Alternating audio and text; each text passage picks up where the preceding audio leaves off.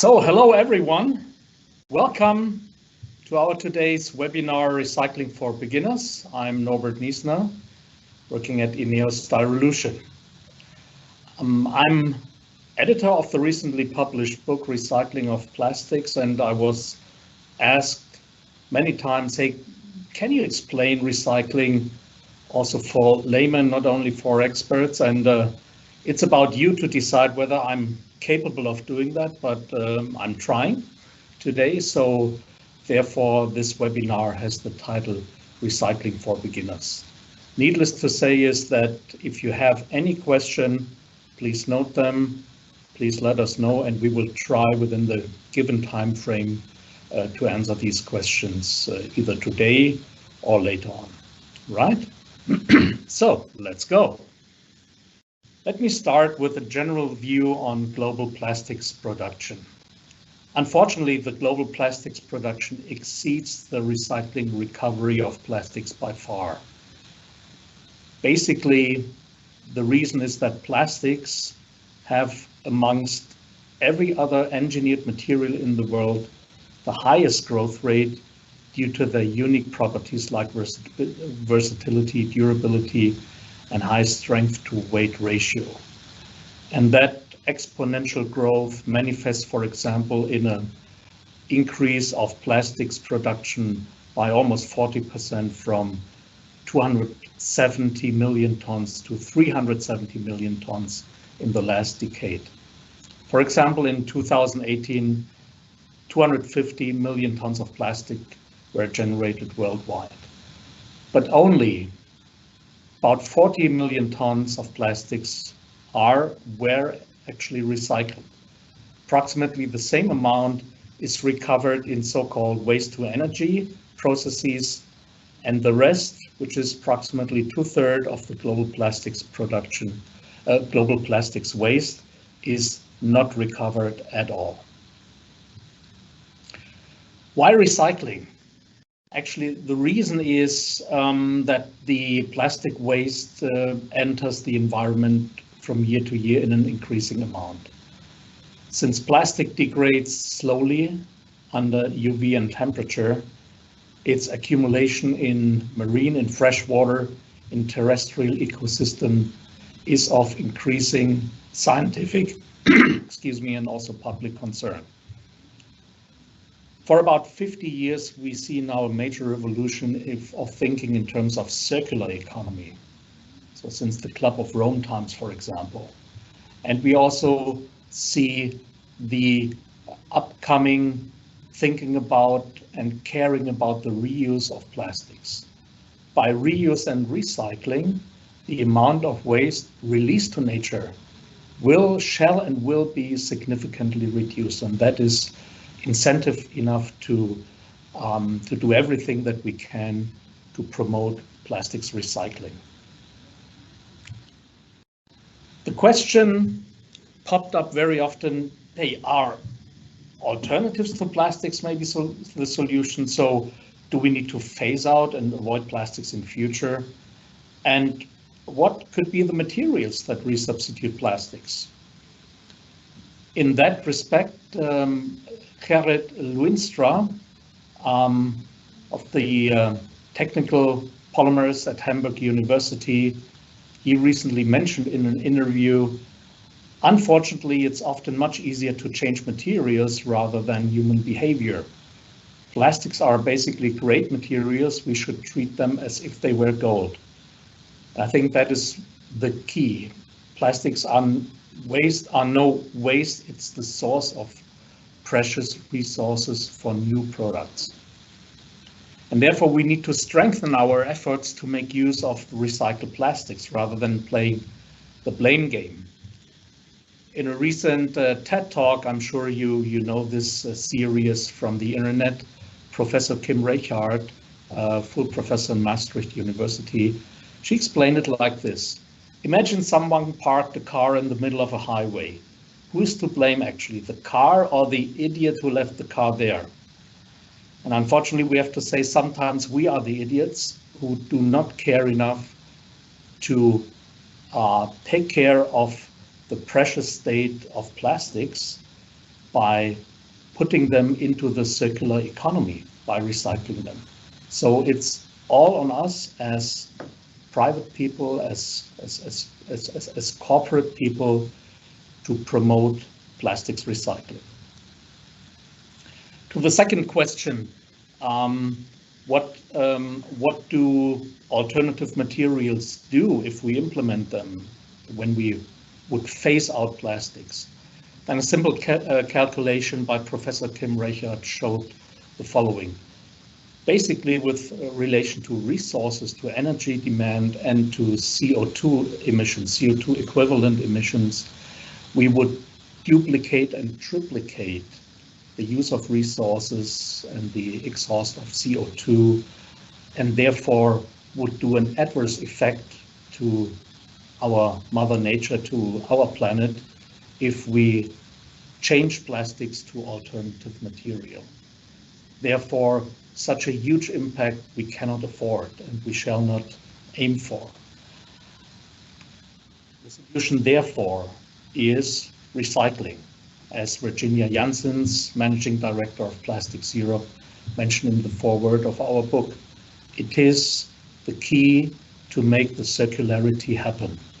And that's what this webinar is all about, and hopefully we'll be able to answer a few questions, basic questions you have on recycling.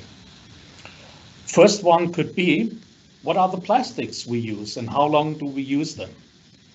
And here is a chart from 2019 Plastics Europe research group, and shows clearly that most of the plastics are used in packaging, building and construction, for example. And plastics that are used there are polyolefins, polystyrene, also PVC, especially in construction, and PET, of course. We have to consider that the life cycles are vastly different. In packaging, life cycles vary from a few days to a few months, maybe. In other industries like the construction sector, we easily come to an average of 35 years of duration time for window frames, for example, or door frames. Other examples are plastic pipes that are designed to last for up to 100 years, actually. So that is something which we definitely have to consider when talking about recycling and when promoting recycling. One further question that came to my attention very often in discussions was, hey, can we make things simple and just use one type of plastics per application? The answer is basically yes, we could, but we definitely would doubt whether we do the best to our planet for that, because the market always strives to use the most efficient plastic solution for a given job. And you see here on that slide a comparison helping to decide which plastic type could be most suitable for a given set of application properties. And you see that every plastic has its sweet spot. One plastic is more transparent, the other one is more oil resistant, the third one has a better throughput in processing, and so on and so forth. So this decision is made in our industry, and by theoretically unifying plastics, we would create an adverse effect. As we had discussed a few minutes ago, we would create additional resource use, additional CO2 emissions, and that's something that we don't want to do. Here, just for your information, on the right side, you see some examples of plastics, which you often find in some application examples. And you see clearly that these plastic application examples don't overlap. So every group that you see on the left side of the right table under symbol like PET or LDPE, high density polyethylene, polypropylene, and polystyrene, has its sweet spot, has its strengths, and therefore we have different application example per product. That means in order to stay efficient, we need to deal with a variety of the plastics, make use of their strengths, and develop downstream recycling processes that caters the needs. Just for completion, please find a code example. Very often I was asked, hey, what does PP and this triangle mean? And the number inside, you see in this table what that means. You see also more detailed transcriptions or explanations or abbreviations that you see, like in that case, PPGF30, PELO, FR52. You see that very often, and it's simply of interest to understand what that is. This example shows, for example, we have a polypropylene modified with 30% glass fibers. We have a plasticizer. This is epoxidized. 52, if you look into the ISO standard, this is red phosphorus. So very interesting. I think you might have encountered these abbreviations very often, wanted to know what it is. Here's an example. It's very informative, and it is useful for subsequent recycling processes as well. So another question that would pop up is what to do with the plastics that we use. Basically, we have a hierarchy or inverse pyramid of what we are supposed to do. And this is a bit common sense, but this is, I think everything is designed to avoid entry into the environment. And the first and foremost things we, especially as consumers, would need to do is to avoid and reduce plastics where they are not necessary. Reuse is certainly something that is important, and let's say one level below reuse would come the recycling. And here this chart is taken out of our book. Mechanical recycling, feedstock recycling is, in our opinion, on the same hierarchy level. It's both very important, because after we have managed to minimize the plastics to the needs that we have, we need to make sure that we apply the right recycling methods. And today I would share most of my information on mechanical recycling because it's most widespread, but feedstock recycling is a super interesting new development which could cater the needs for recycling of plastics, mixed plastic waste which otherwise would not be able to be recycled. Incineration and landfilling is something we want to avoid, and definitely entry into the environment is a no-go. So let me focus today on mechanical recycling and show you this busy slide. I will explain to you in a bit more detail. So how does recycling work? And this slide shows the infrastructure and the way recycling of packaging waste works. Because in many countries, packagings like aluminum can, tin can, multi-layer packaging, liquid cardboard boxes, plastics packagings are collected from the curbside. In Germany, we call that yellow bag or yellow bin.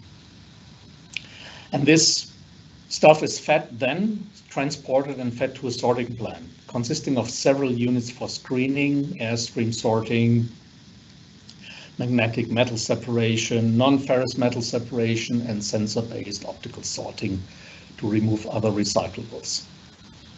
And let me start what the first part of this slide means, namely the sorting, consisting of so-called liberation, screening, airstream sorting, metal separation, and then optical sensor-based sorting. First step, liberation, means that mixed recyclables from municipality collection enter the so-called liberator. It's a slitting device. It slits the bags and disentangles the contents. As you know, as consumer, very often, you put things, waste in a bag, and then 3 or 4 of these bags in a bigger bag, and so on and so forth. And it's very practical to disentangle all that stuff prior to sorting and later on upgrading. As a second step, very often you have screenings. That means, for example, disc types of screen, but there are others, to separate heavy parts. So this is basically a fundamental separation technique. The next step often is airstream sorting. By airstream, actually, recyclables of different shape, size, and density are separated and classified. And that's a prerequisite for a good final sorting into utmostly clean post-consumer recycling streams. Needless to say that you need to remove metals. Metals are, as plastics are, very precious raw materials, and there are different metal separators, and very often the magnetic properties of the metals are used to separate them from the rest. Last but not least, prior to separate the remaining plastics into different plastic grades, the sensor-based and optical sorting is applied. In that step, optical sorters, for example, infrared-based sorters, are combined with air jets. These devices blow off the targeted plastics, which are identified by infrared. They blow them off from the conveyor belt, and this process is repeated until nothing or an undefined mixed plastic waste fraction remains, right? So that is basically the first part of this chart. We have covered the top. Now we come to the lower part of this chart, which is recycling and pre-processing, consisting of steps like shredding, washing, sorting by density, drying, and eventually extrusion. One chart which we received as courtesy for the book of company Zerma is shredding and sorting by density. And this is just a schematic picture on how that works. The most interesting and relevant part is the sink flow device, the sorting by density. And that's a pretty smart technique. You fill this device with water. You can vary the density of the water by adding salts that makes the water heavier, or alcohols that makes the water lighter, and therefore position yourself in the middle of the density range of the plastics that you want to separate. You see here a table with densities, so the original densities of unfilled original polymers like polypropylene, polyethylene ranges from roughly 0.9 gram per cubic centimeter up to more than 2 with Teflon, for example. And it is clear that water with a density of 1 would be an ideal medium to separate the floating polyolefins from the sinking, let's say, polyamides or PVCs. And with maybe polystyrene, sometimes also polyamide floating in between. So you have basically 3 layers and in a very simple device, and can already make a very good pre-selection of the different plastic types by density. It is, by the way, also an interesting technology to separate, for example, if you talk about ABS, to separate ABS, which is not equipped with flame retardants, from ABS, which is equipped with flame retardants. Flame retardants make the ABS heavier. That means you can use this technology to separate them. So very simple and effective. In our case, as company, and we describe that also in the book Recycling of Plastics, we are striving to apply mechanical recycling for the highest quality applications possible, and that is typically food packaging. Food packaging is let's say, has the highest requirements regarding ingredients. EFSA and in the US FDA is watching about the standards to be applied, and they are extremely high for the reasons of consumer safety. And in order to comply with such food packaging regulations, that means in order to make it happen that you can create food quality plastics material from post-consumer waste, these very high standards have to be fulfilled in the equipment and applied in the equipment. And just an example, please take it an example. It's no advertisement of the one or the other system, but one of these processes is vacuum decontamination in combination with melt filtration. That means the application of vacuum and the filtration of particles in the melt. For example, Arima is offering such systems, also URCC, Veolia, Krones, and others provide technologies for this purpose. Just here in this so-called vacuumite system, the key of the technology is a vacuum reactor with integrated nitrogen flushing.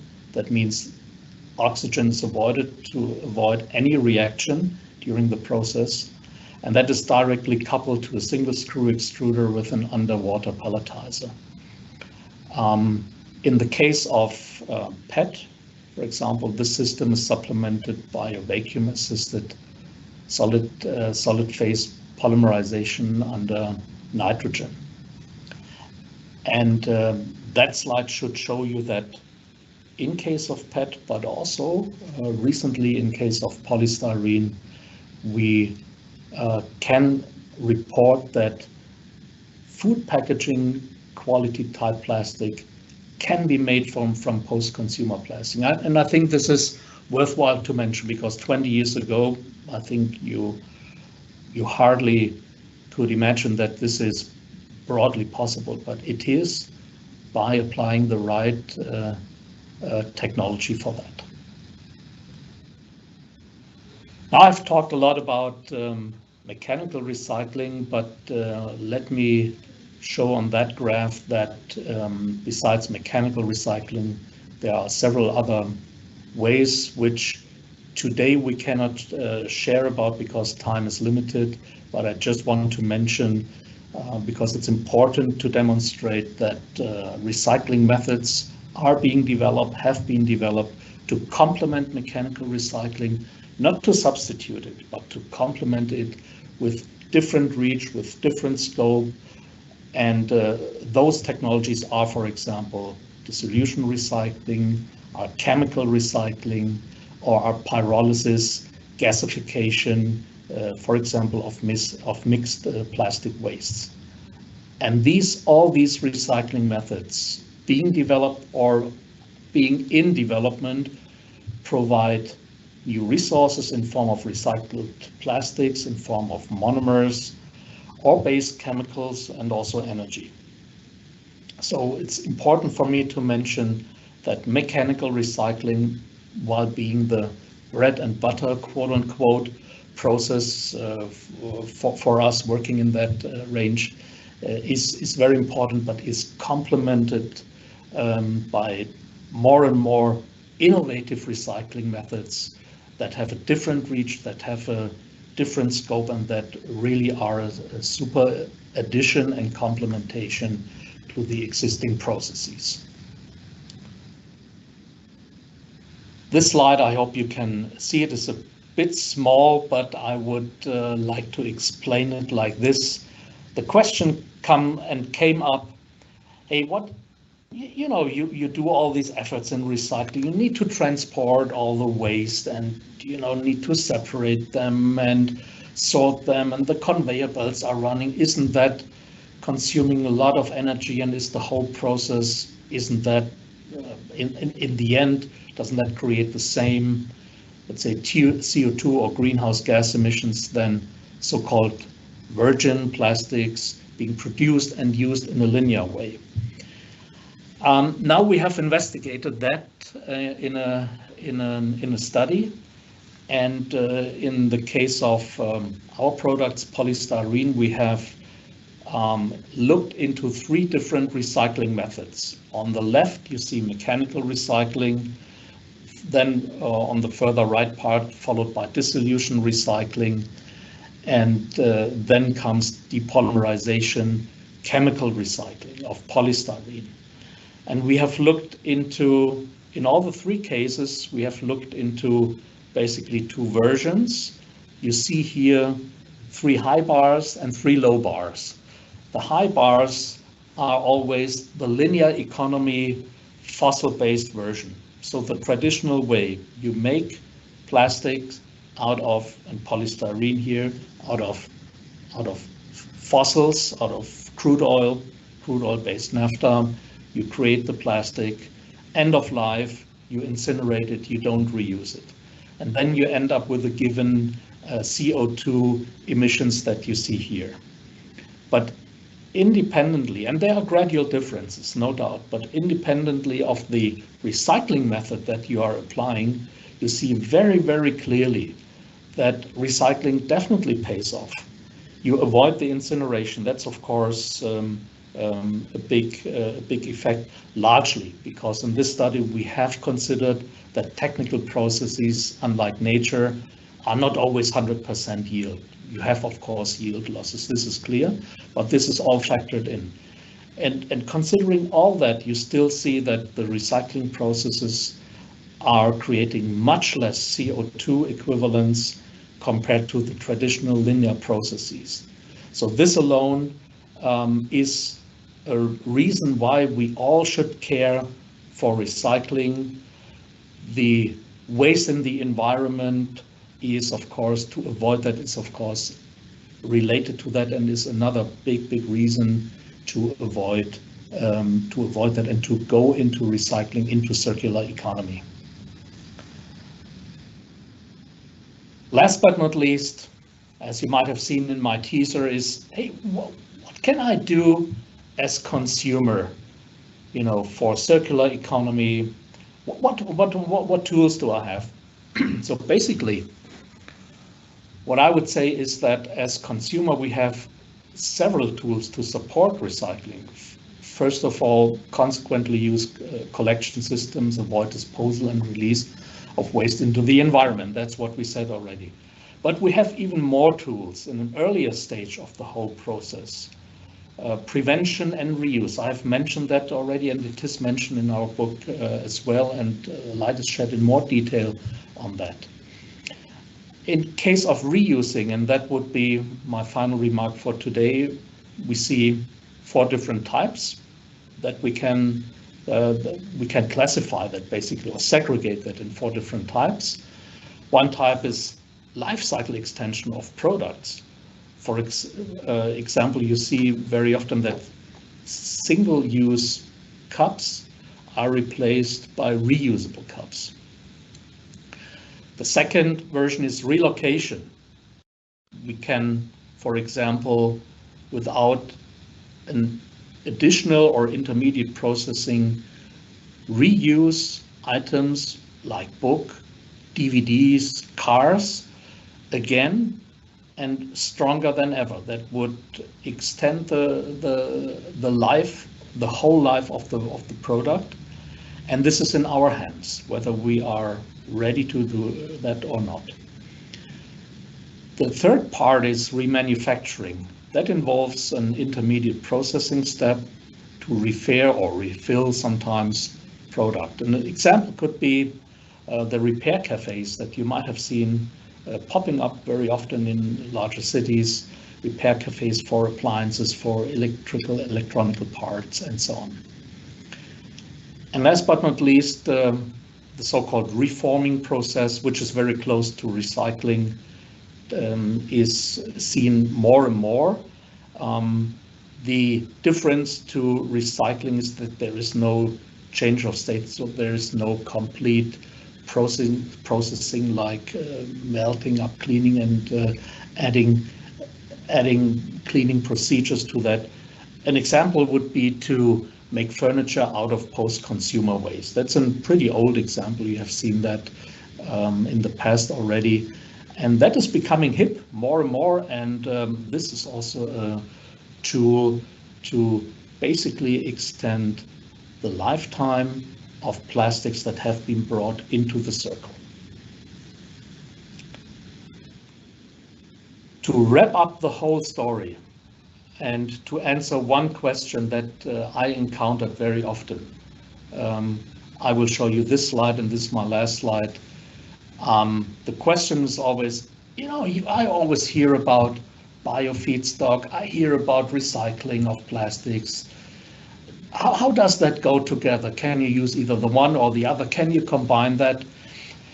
What we can say is, yes, we can combine it. And renewable feedstock is an important tool to do good things to our Mother Earth. We have calculated that as INEOS Styrolution for some of our products you see here, call them Styrolux and Styroflex. And without going into details, you can already see in this chart that by using bio-attributed material, that means green biofeedstock, in the big chemical infrastructure, we call that steam cracker, and then attributing those biomolecules to the products that you see here by a certified process, that creates a reduction of the CO2 equivalent produced on the average by 100%. That means the backpack, the positive backpack that these products carry stem from the use of green matter upstream of the whole chemical process, steam cracker, bionafta, for example. And of course, you can combine that, and we shall combine that with recycling. That doesn't mean that bio-based material by any means shall be used in a linear economy. No way. Of course, these products shall be subjected to circular economy by being collected, by being recycled and reused.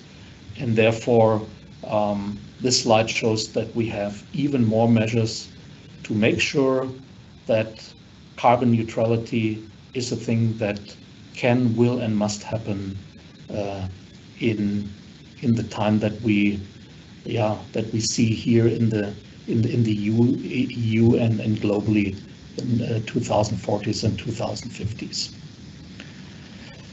So thank you very much for staying with me this time. Just if you want to have a closer look into details, we've worked with quite a few experts on recycling in this book. You can browse and have a check. And today, if you have any question to me, please let me know. Thanks for your attention. Really glad you were with us, and happy to answer your question as good as I can.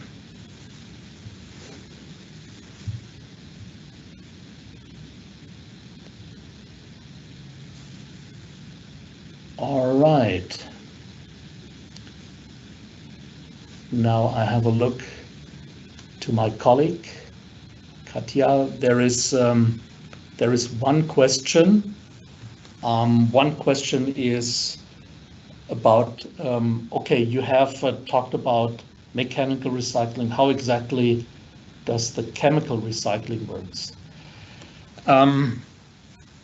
Yeah, we can basically say chemical recycling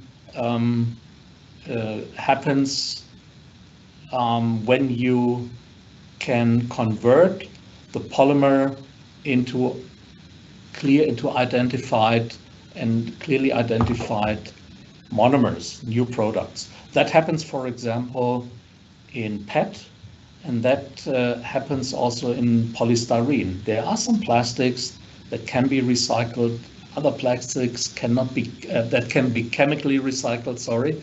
Other plastics can not really be chemically recycled because they cleave into undefined products during this chemical processes. Again, PET can do, and polystyrene can do. In the case of PET, you cleave the polymer chain into the building blocks that are terephthalic acid, respectively the esters of terephthalic acid and ethylene glycol and derivatives of that. You can purify them, and you can subject them to a so-called polycondensation, to a reaction towards PET again. And in case of polystyrene, you do that cleavage thermally, you heat it up to high temperatures, 500-600 centigrades for a very short time. And then mostly styrene is created. Some byproducts, you separate them by distillation. And out of the styrene, you can reproduce polystyrene as if it was a quote unquote virgin material. So that is in a nutshell the explanation of chemical recycling. Let me see, there is one more question on feedstock recycling. There are further questions. Let me start with that. Yeah, feedstock recycling is basically heating up plastic waste even higher, even beyond 600 centigrades, to make it simple.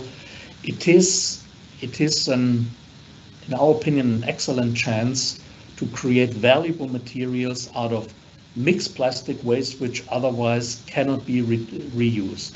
This could be laminates of film, of packaging film, which cannot be disentangled, which cannot be delaminated into single, let's say, polyamide or PET layers. This is impossible.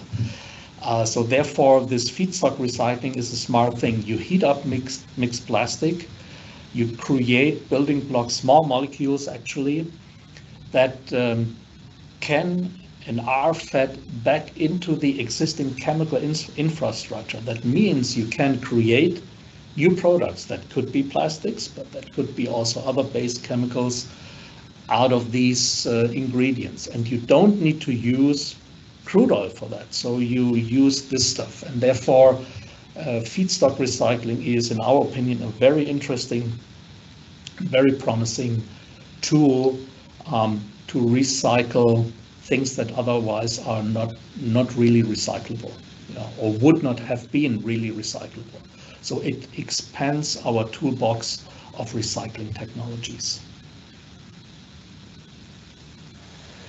So let me see, there are other examples.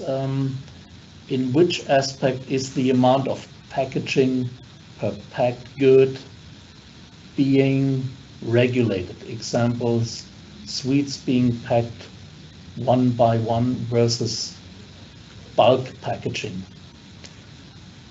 I'm not an expert. I think I'm not aware, but again, I have to emphasize I'm no expert in that. I'm not aware that there is a regulation in consumer packaging that limits the amount of plastics that has to be packed. But I would love to take that up and check that with our experts, because I'm no expert in that respect, to be honest. Yeah. So if you agree, I would take it up. Here is another question. We see many different packagings available for yogurt pods. What is actually the most sustainable and why? Yeah, thanks for this question. That's indeed an interesting one. So what we see in yogurt pods is polystyrene, is PET, is polypropylene, and I have to say, to the best of my knowledge, today's high-performance machines, they can process all the materials, and in the end, the producer of these yogurt pods is deciding also on a purchase price, on a performance level, which grades he is using. What I can say from as a product expert is there are some gradual differences. Typically, amorphous material, amorphous means non-crystalline materials like polystyrene, they are actually more benign in processing. So for example, if you have a crystalline material with a clear melting point, you have to control the temperature in the thermoforming exactly in order to not to overheat, not to reduce the viscosity of the thermoformed sheet drastically. And I have to say, modern machinery can do that, but still there is a difference that these amorphous materials are actually really benign to be processed. And also these these crystalline parts, they need to be heated up. So you need additional, we call it melt enthalpy. So sorry for that bit nerdy expression, melt energy, we can say, in order to heat up the crystallites. And if you cool down the melt into something solid, into a sheet, for example, you have also to remove the crystallization heat again. That means amorphous materials have some technical advantage over partly crystalline materials. There is also density differences. There are also pre-drying requirements. So materials like polypropylene, also polystyrene, don't need to be pre-dried. PET is a polycondensate that needs to be pre-dried because otherwise the PET chain will decompose or will be reduced in molecular weight if you subject it to higher processing temperatures. So, but basically, all these three materials are great materials to be used for yogurt pots with these gradual differences that I mentioned. So, in the moment, I don't see a further question.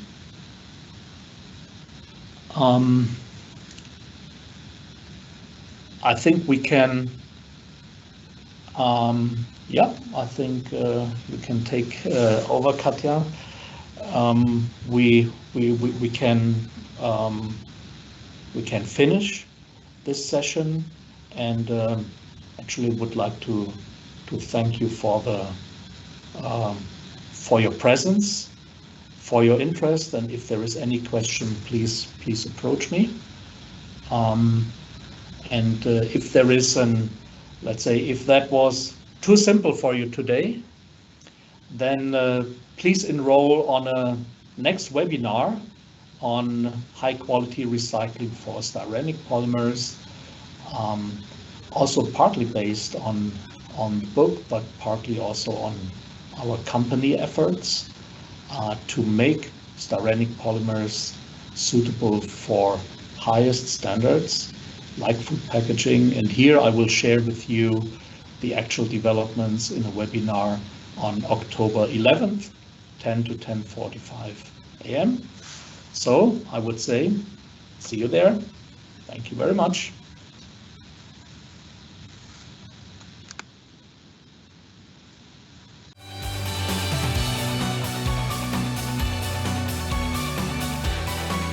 Driving success together.